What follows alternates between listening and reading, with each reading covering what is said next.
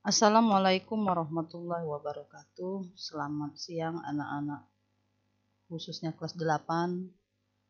Semoga kita selalu dalam lindungan Allah Subhanahu wa taala dan tetap menjaga protokol kesehatan. Jangan lupa sebelum keluar rumah kalian harus memakai masker, mencuci tangan setelah dari luaran. Baiklah anak-anak, untuk materi kita seni budaya pada pertemuan kali ini saya akan menjelaskan tentang tata iringan tari tradisional di subtema seni musik. Seni tari. Tata iringan tari tradisional tersusun atas kata nada, melodi, penari, penyanyi sebagai iringan sambil melakukan gerak. Iringan internal juga dijumpai pada tari daerah Papua. Penari membunyikan tipa sebagai iringan gerakan. Iringan eksternal memiliki arti iringan yang berasal dari luar penari.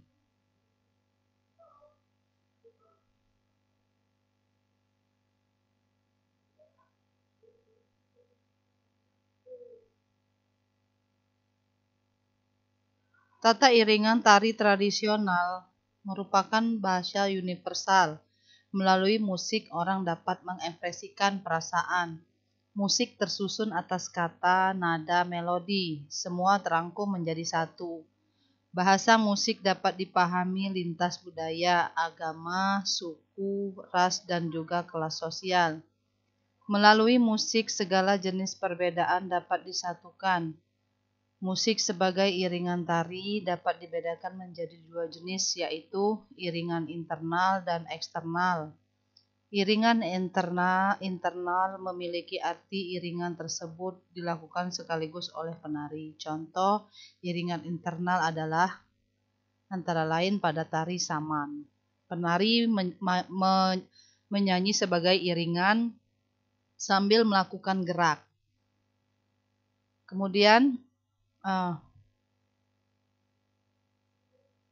musik dalam tata iringan tradisional, musik merupakan bahasa universal juga. Melalui musik orang dapat mengekspresikan perasaan. Musik tersusun kata, nada, tadi seperti contoh yang Ibu sampaikan, seperti tari saman. Melalui musik, segala jenis perbedaan dapat disatukan. Musik sebagai iringan tari dapat dibedakan menjadi dua jenis, yaitu eksternal dan internal. Iringan internal memiliki arti iringan tersebut dilakukan sekaligus oleh penari. Contoh iringan internal antara lain pada tari saman tadi, Ibu sampaikan tadi, yaitu iringan sambil melakukan gerakan. Iringan internal juga dijumpai pada tari daerah Papua, penari membunyikan tipa sebagai iringan gerakan. Kemudian iringan eksternal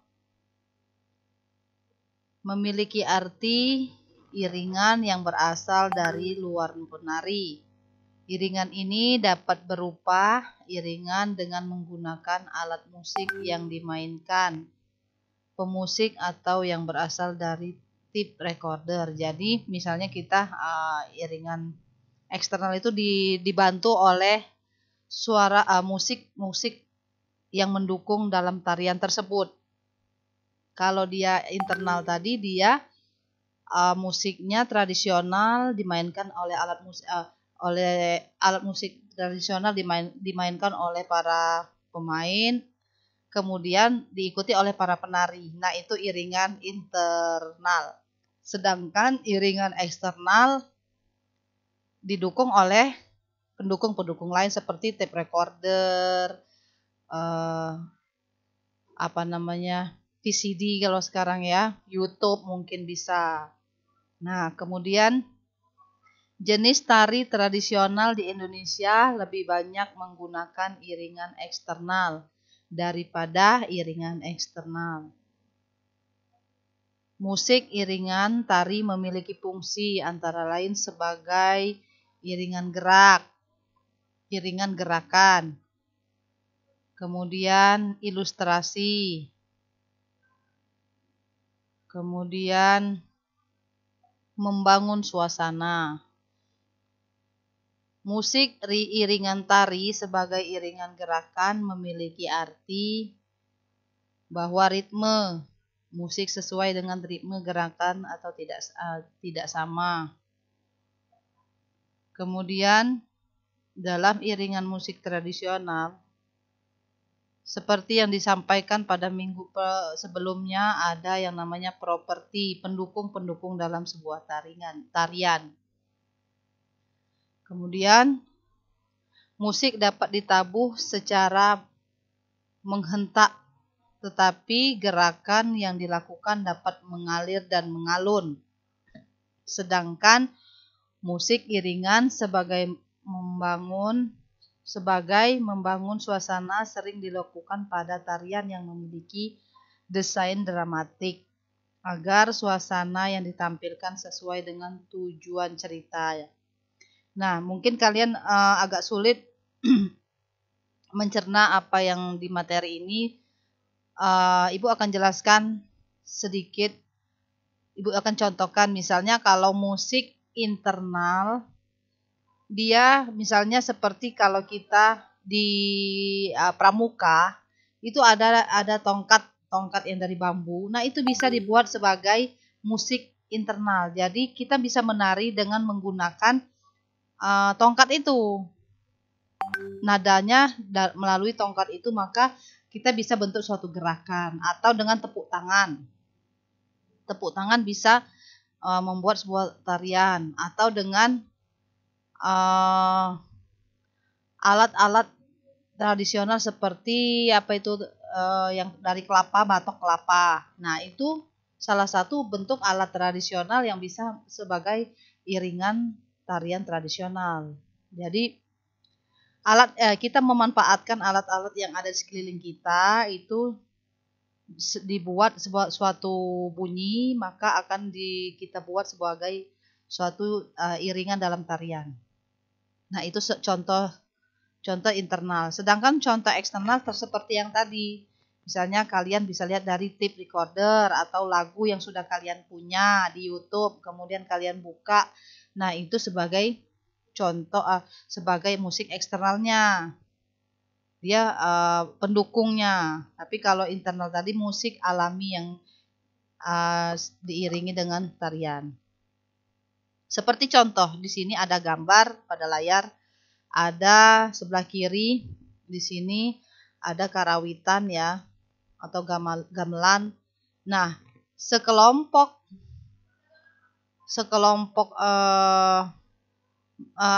alat musik yang dimainkan yaitu alat musik tradisional. Nah, di mana alat musik ini akan diiringi dengan sebuah tarian. Bisa sebuah tarian kolosal, misalnya tarian drama yang berasal dari daerah itu setempat, daerah itu sendiri.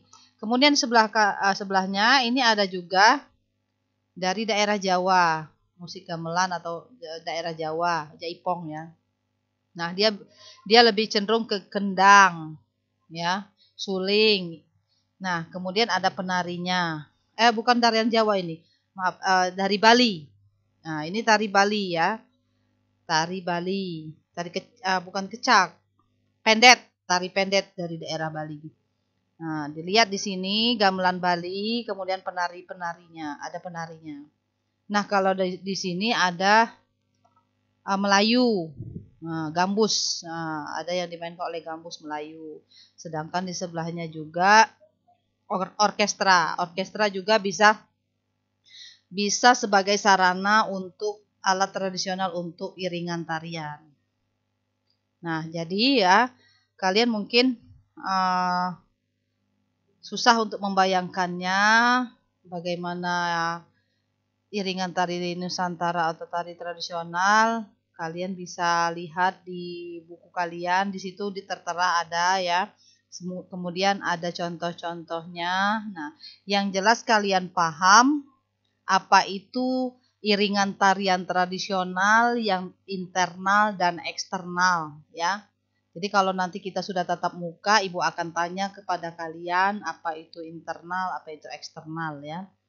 Nah, kemudian masih di seni tari kita ya, memang seharusnya kita lebih enak praktek gerak ya, tapi karena keadaan pandemi kita belum bisa untuk melakukan praktek seni tari di sekolah. Kalian bisa melihat atau mempraktekkan di rumah tarian-tarian yang kalian lihat di layar handphone kalian, bisa kalian buka di YouTube kalian, misalnya tari Siger Lampung. Nah, kalian belajar dulu tarian Siger Lampung ya.